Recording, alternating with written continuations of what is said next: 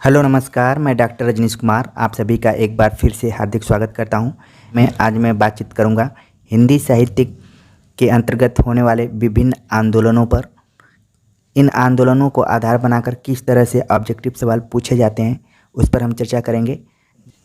सबसे पहले जो टॉपिक आ रहा है वो है भक्ति आंदोलन। भक्ति आंदोलन हिंदी साहित्य का अगर देखा जाए तो पहला आंदोलन है जो सही मायने में उभर कर सामने आता है। इससे संबंधित कई प्रश्न बनते हैं, उन्हीं को हम देखेंगे। पहला जो प्रश्न है कि भक्ति आंदोलन को ईसाइयत की देन किसने माना है। ऑप्शन दिया है गार्थ दत्तासी, ग्रियर्सन, गिलक्रिस्ट, क्रोचे। तो ऑप्शंस को एक बार आप देखिए, बाकी जो सही आंसर्स होगा हम उसको टिक कर देंगे। इसका सही जवाब है ग्रियर्सन। अगला प्रश्न है कि भक्ति आंदोलन को इस्लामी आक्रमण की प्रतिक्रिया कहा। शिव सिंह सेंगर, मिश्र बंधु, आचार्य रामचंद्र शुक्ल, आचार्य हजारी प्रसाद द्विवेदी। तो इसका जो सही जवाब है वो है आचार्य रामचंद्र शुक्ल ने। अगला प्रश्न है भक्ति आंदोलन को भारतीय चिंतन धारा का स्वाभाविक विकास माना है। चार ऑप्शंस दिए गए हैं, आचार्य रामचंद्र शुक्ल, हजारी प्रसाद द्विवेदी, रामस्वरूप चतुर्वेदी, विश्वनाथ त्रिपाठी। तो सही जवाब है हजारी प्रसाद द्विवेदी। अगला प्रश्न है भक्ति आंदोलन को ऐतिहासिक सामाजिक शक्तियों के रूप में जनता के दुख व कष्टों से हुआ कथन किसका है। तो ऑप्शन देखिए, एक रामविलास शर्मा, दो मुक्तिबोध, तीसरा अज्ञे, चौथा नामवर सिंह। थोड़ा सा मैंने ऑप्शंस में कुछ नयापन लाने की कोशिश की है, ठीक है। तो देखिए इसका जो सही जवाब है वो है मुक्तिबोध। अगला प्रश्न है कि भक्ति आंदोलन एक जातीय और जन आंदोलन है, किसका कथन है। तो जो ऑप्शंस दिए गए हैं विश्वनाथ त्रिपाठी, नामवर सिंह, मैनेजर पांडे, रामविलास शर्मा। तो इसका जो सही जवाब है रामविलास शर्मा।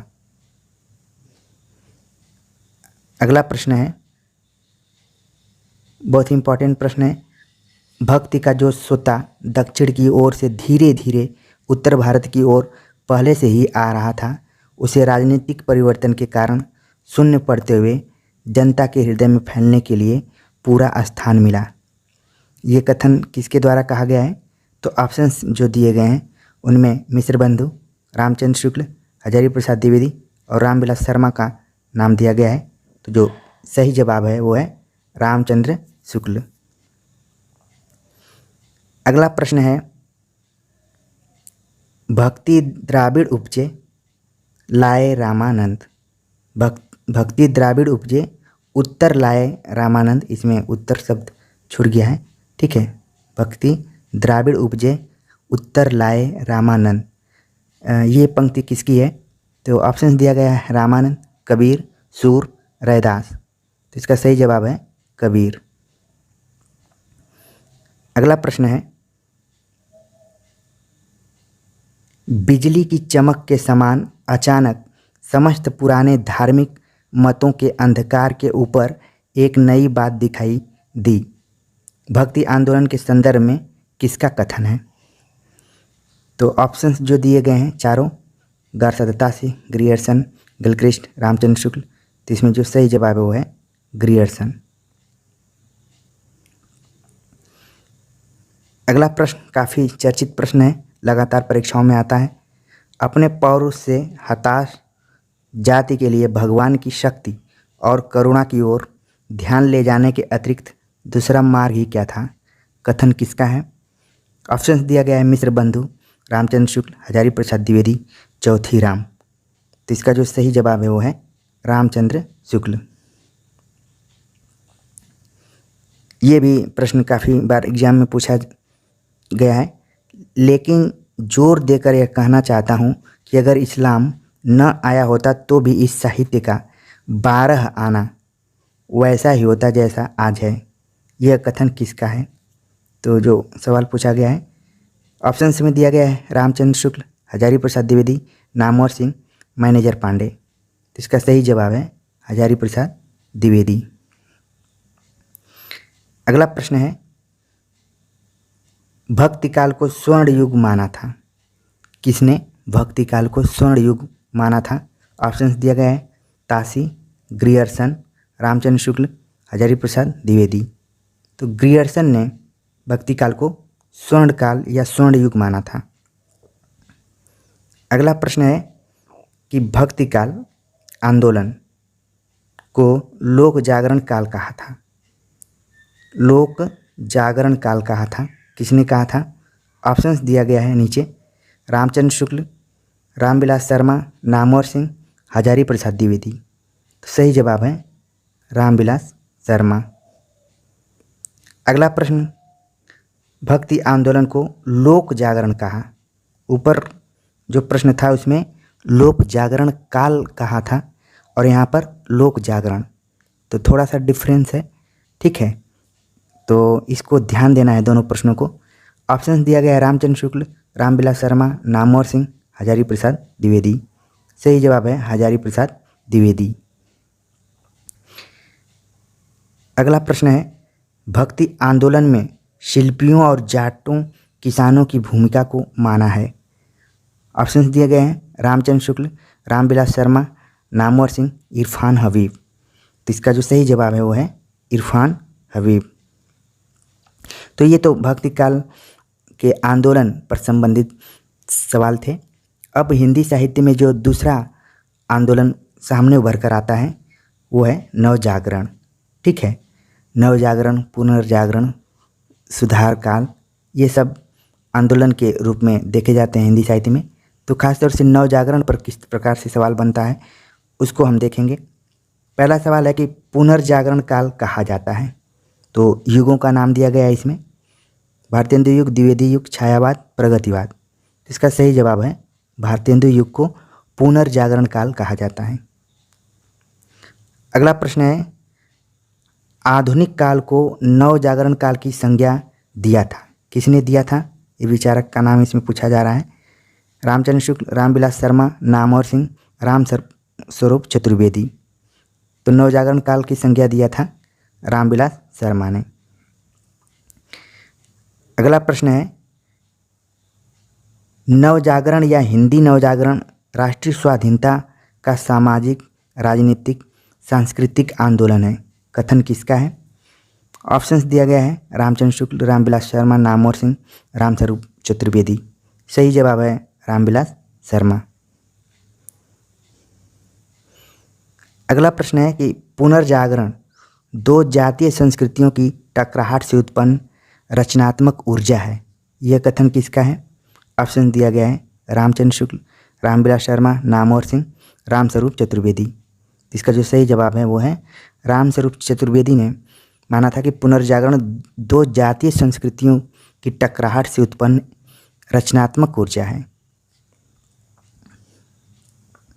अगला प्रश्न है कि हिंदी में आधुनिकता और पुनर्जागरण के जनक हैं, मतलब आधुनिकता और पुनर्जागरण का जनक किसे माना जाता है? ऑप्शन दिया गया है, सितारे हिंद, राजा लक्ष्मण, भारतेंदु, रामचंद्र शुक्ल। तो इसका जो सही जवाब है वो है भारतेंदु। अगला प्रश्न है, काव्य में खड़ी बोली आंदोलन का सूत्रपात किया था। किसने किया था?